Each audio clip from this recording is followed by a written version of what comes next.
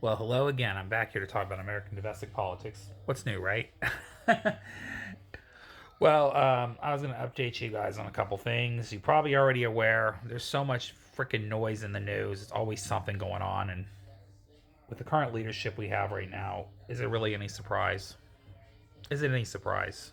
I think this guy, Trump, likes to be wrapped up in drama and controversy anyway.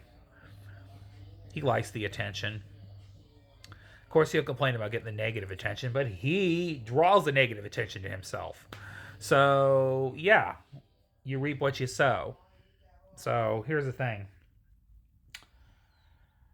It's no secret about the little scandal that happened with the child care fraud thing in Minnesota, which a lot of that was BS. A lot of that was propagandized to get people outraged because what's new? Where is the media in actually reporting news? I would like to know that. This is why nobody trusts mainstream media anymore. The only thing that gets clicks is outrage. Fake outrage at that.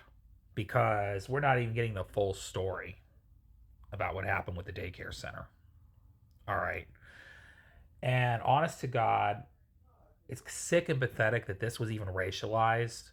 They went after a whole community of Somalian people and blamed them for the child care fraud stuff. Okay. This unqualified 20 something year old who had a history of fraud and his family's tied up in federal investigations due to journalism fraud. Okay. Nick Shirley and a couple Republican legislators were involved with pushing the propaganda with Nick Shirley in Minnesota. And Donald Trump decided to respond to that story that went out and cut all child care funding across the whole country. The whole freaking country. Okay. And this story's been debunked several times. All right.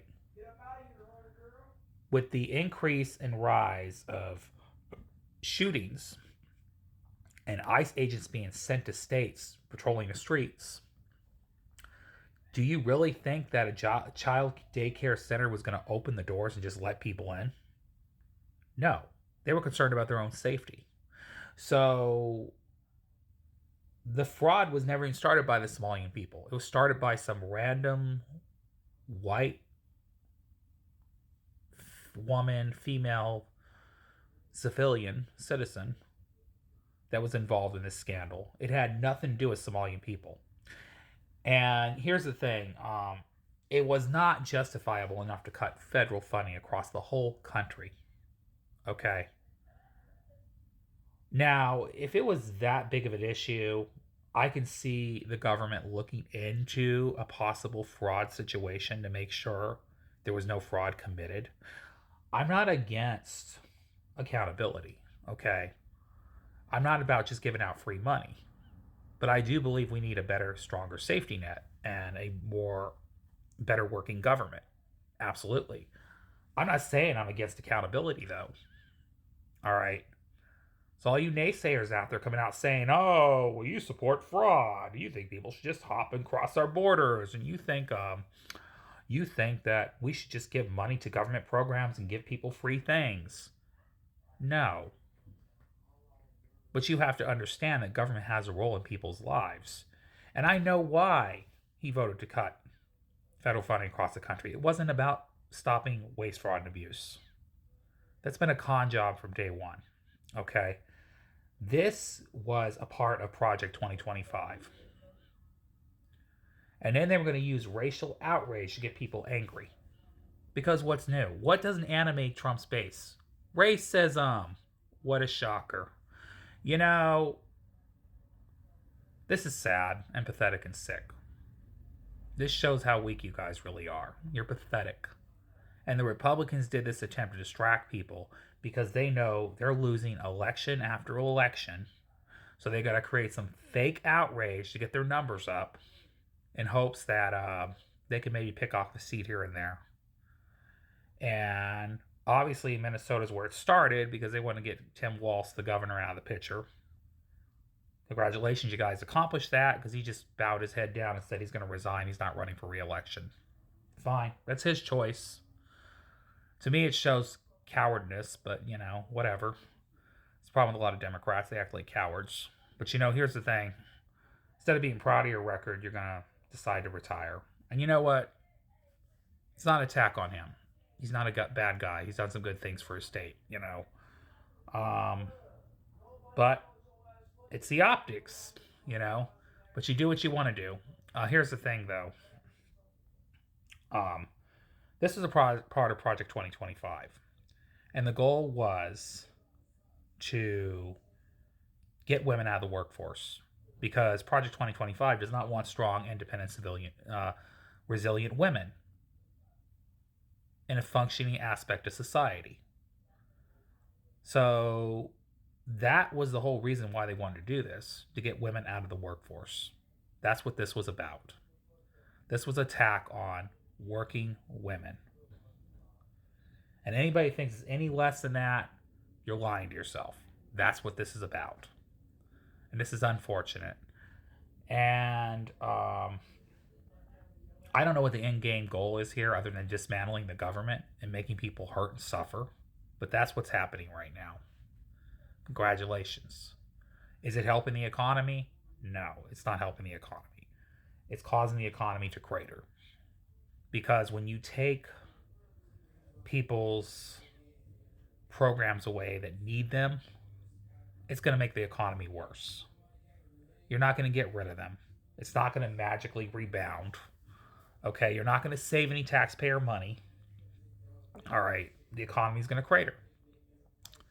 Because like I said in past videos before, we are all chained to a rhythm. The rhythm doesn't just go away. We are all in the rhythm. Okay? We are all more connected than we understand as citizens. As people of this earth. And we have to understand that. We are all chained into a rhythm. So, I know some people wake up thinking, well, me, myself, and I, and only me, myself, and I, and what I want matters. But I got news for you. You're part of a rhythm, whether you want to be part of it or not. And if you're not making $100,000 a month or $30,000 a month, you ain't a Republican. I'm just going to let you know that. Because you ain't got money. If you're working for a paycheck, you are not a Republican. Okay, you're a working class Joe and Jane. Just know that. You are part of the 99%, including the 99% you do not like. But you are no different than the 99% you choose not to like. Just know that. You are no different than the Somalian immigrant. You are no different than your black citizens and neighbors. Okay, than your black brothers and sisters. You are a working class person just like they are. Trying to get ahead and survive and thrive in a community and build and raise your family and do what you need to do to get ahead. We're all in that rhythm.